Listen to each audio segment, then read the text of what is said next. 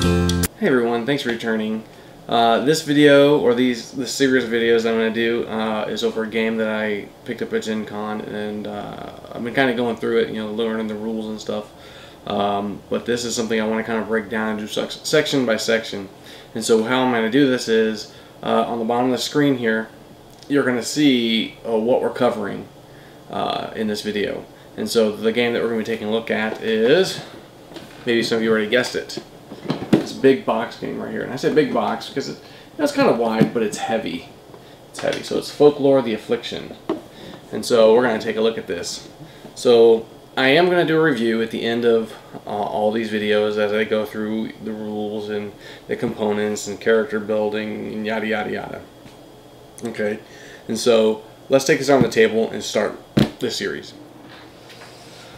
Alright, so we got a Folklore right here. First off, I want to show you this box before I open it. I have made some changes in there because I went through some of the components and things I picked up at Gen Con. I picked up this at Gen Con.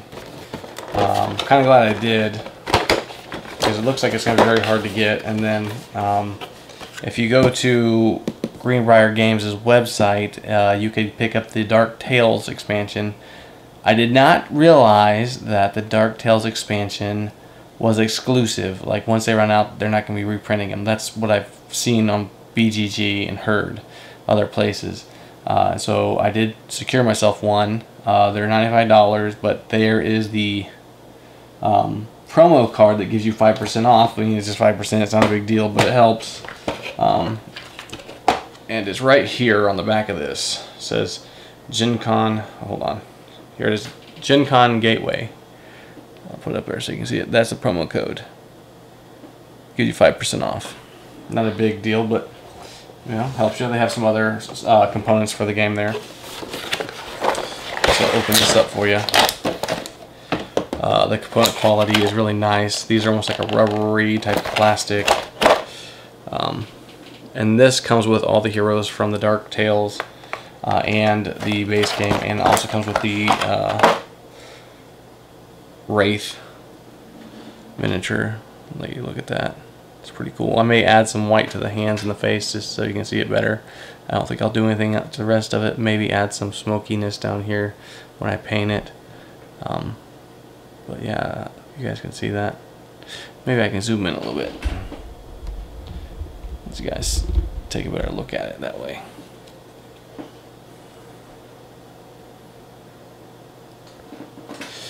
I can do this. It says on the bottom what it is. It's kind of hard for you guys to see it. But the really nice components in this box. As you can see, there is a lot of heroes in here. It covers all the heroes from the base game and the expansion Dark Tales. I'll back up a little bit.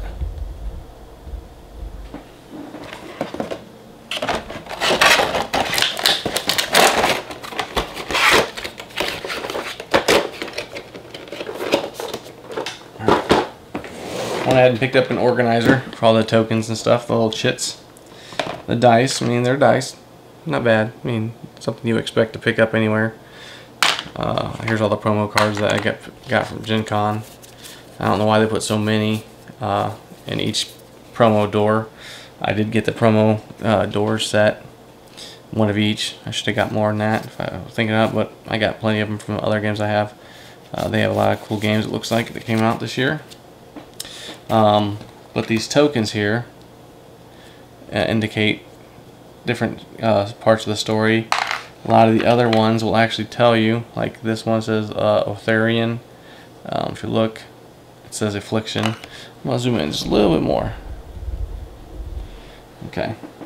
And then you have a fire token, like this. But on the back of it, it tells you exactly what it does. Now that's not something most games do. And if you can see how thick that token is, that's really good stock. Even the holy water.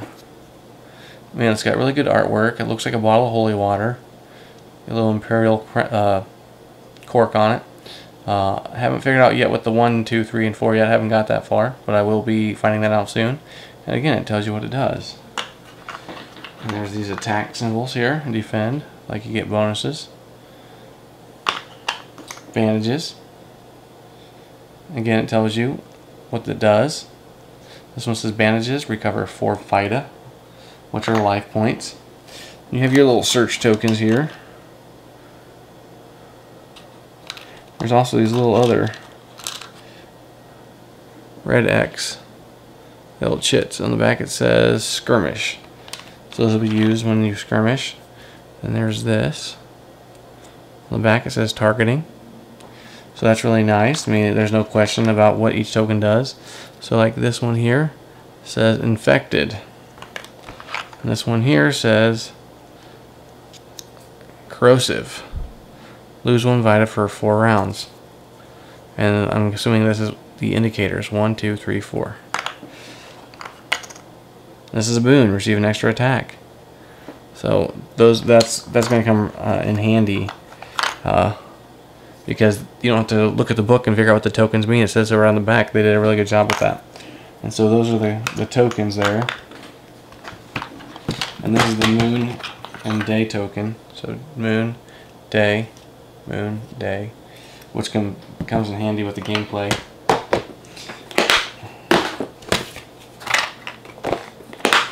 And then one thing I like to do is take like containers I get from, like, this is from KFC, but like baby food jars. You can reuse those for a lot of your chits. So like in this container here, I haven't had a chance to put it in the box yet, is the doors. The little cardboard standees. And then the little holders for the stands. And then some other little smaller Affliction tokens. Which, if you get some of the other, like the Dark Tales, and I think they have another expansion pack that's very exclusive, you can actually use get the miniatures to replace these tokens.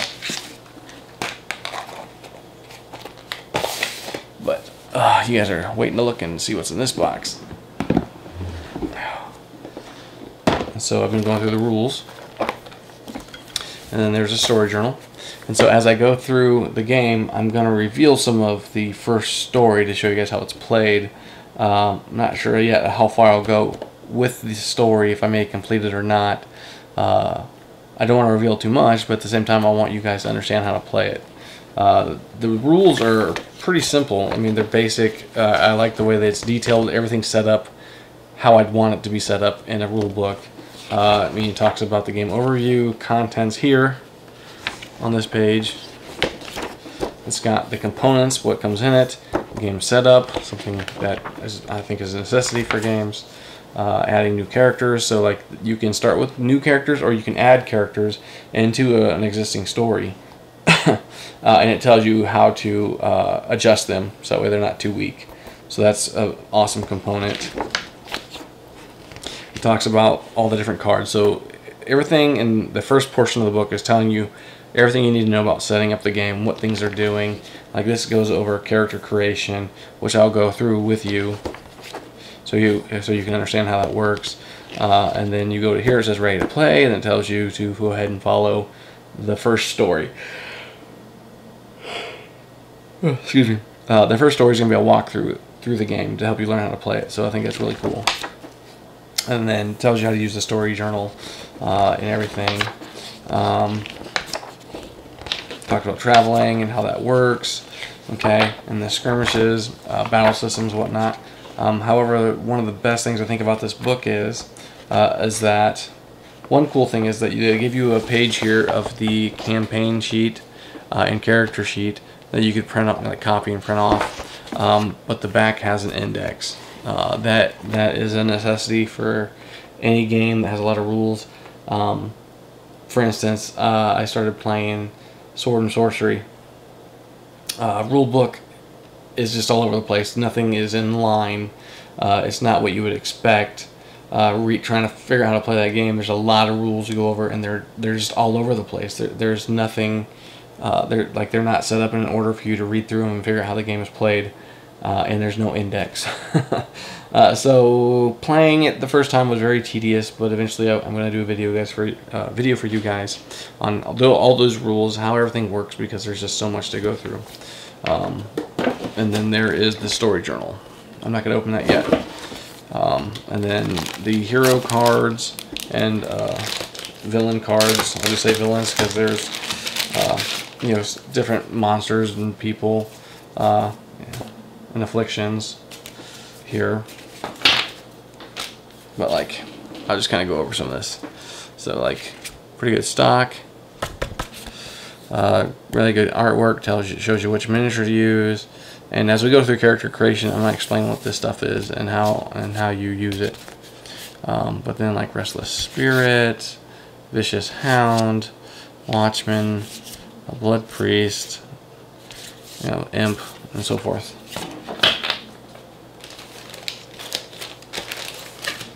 And then I already went ahead and separated all the cards. So you have tarot cards, heirloom, artifact. The heirloom and artifact here are actually part of the Demons and Artifact expansion.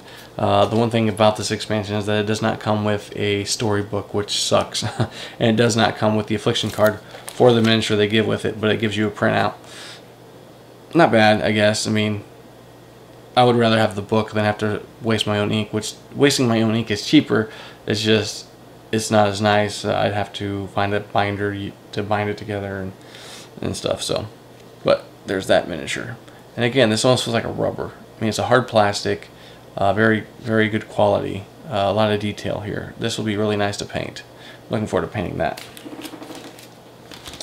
I had some starting equipment ready so we can start playing and stuff. I went ahead and picked up the Dark Colossal Oak. They gave me extra parts. So like, this is the massive dark oak. As you can see, one cool thing is that the arms kind of move. I don't know if they're supposed to, but they do, and they come off real simple like. And the reason that is in here they give you alternate arms and head, so I don't understand what that's for. I mean, I guess if you want to have a different look. So, but as you can see, I have this #2 pencil here, and it's new. I only sharpened it one time to get it ready for this and use it for D&D and stuff. But you can see how big this guy is. Massive. Here's companion cards that are animals, companion cards that are militia, the character sheets. I'll open those here in a second. But there's one of the 3D doors that came with the, where I picked up at Gen Con for it because the exclusive promo.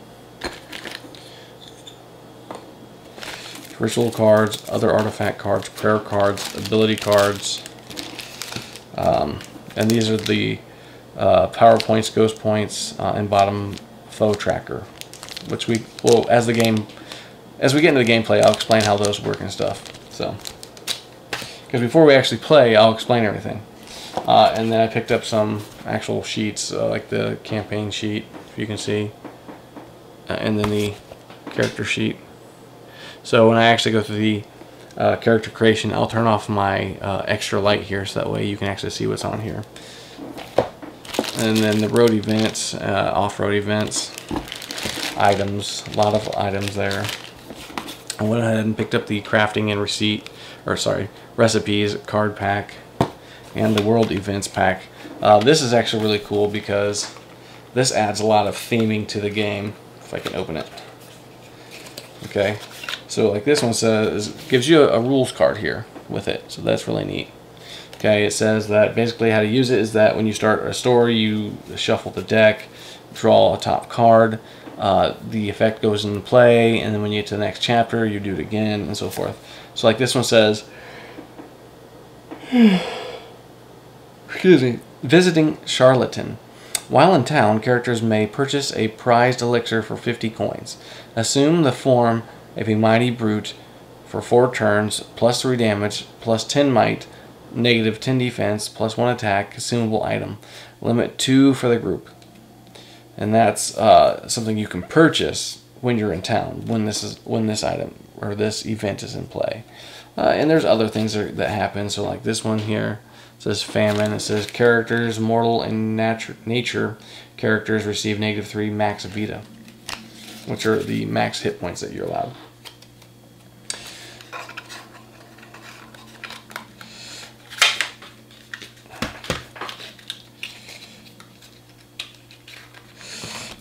And then I have the storyboard. This is the story map that tells you where everything is and where you're traveling. And so there's a little white meeple in there. It's really tiny. You would actually put it like on a starting position, which each story would tell you where you're starting. And And then the standing stones is where you go and get revived if you turn into a ghost. But like, let's say you work here, you start here, not work here, you start here, and then you traverse through the road. Each section is part of your stride, I think it is, which is your movement points. However, if you move off-road, see how there's, I don't know if you can see these white lines, but they are divided into sections. And so the stride doesn't necessarily count because you'll have to go through these sections. So if I was here and went off-road, then here, but you're more likely to find bad encounters or more dangerous encounters that way instead of following the roads. And then down here there's a little map key on the corner here. Tells you what everything is. So the red lines mean no passage. The gray lines say area borders. I think like here. These little gray lines. And then the rivers, obviously, and then the roads.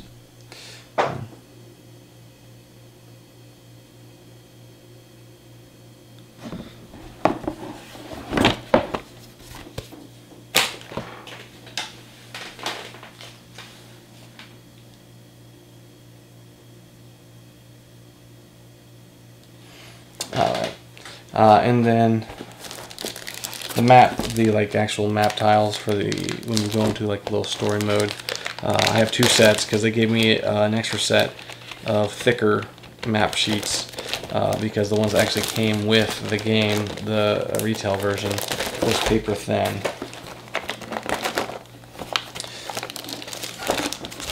Really, see how limp that is?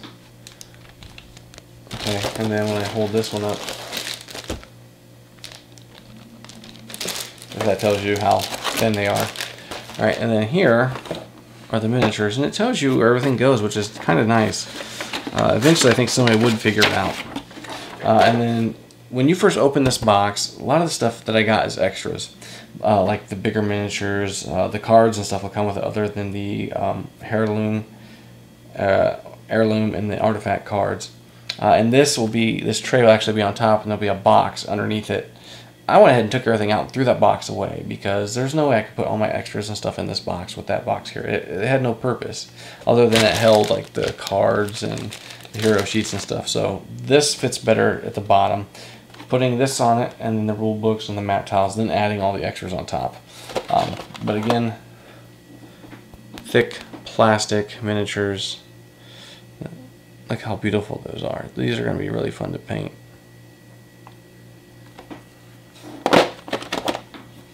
And then an archaeologist with a whip. So it's kind of like a medieval, sort of medieval. Indiana Jones, kind of reminds me of Simon Belmont. And then a raving madman. He's got a hook there, nice hook. A priest. It's actually the exorcist. Looks like a friar, if you ask me. I'll call him Friar Tuck. And this is the Arcanist, I do believe. Okay, let's do this.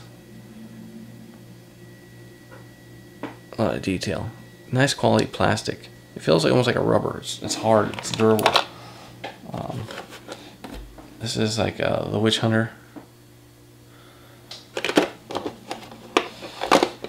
And this is I can't remember. Seer or something. I can't remember. I have to look.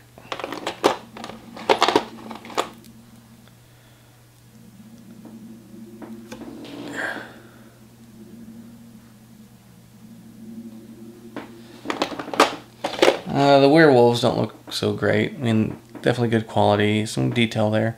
It just doesn't look like what I'd expect a werewolf to look. Almost looks like a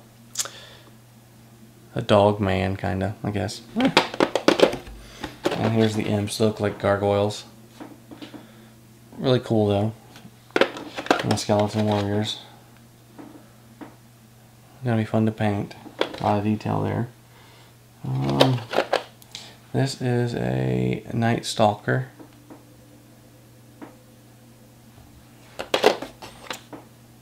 This is a Moon Priest. This is a Restless Spirit. Again, a lot of good detail. The miniature plastic is awesome. Like I said, it feels like a rubber, but it's definitely plastic. I dropped a miniature earlier and nothing, so I have faith that these are quality miniatures. And there's some wolf tokens, or wolf miniatures in there. And then some vampires.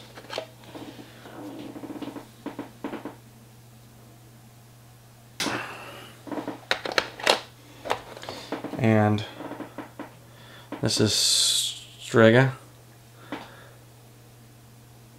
There. Alright, and so that is all the components. So stay tuned to further videos as we go through Folklore, or check my other videos and see if I haven't done any other videos. Like I'm going to do one on character creation next, and then I'm going to be doing rules and then gameplay eventually. So yeah, thanks for tuning in.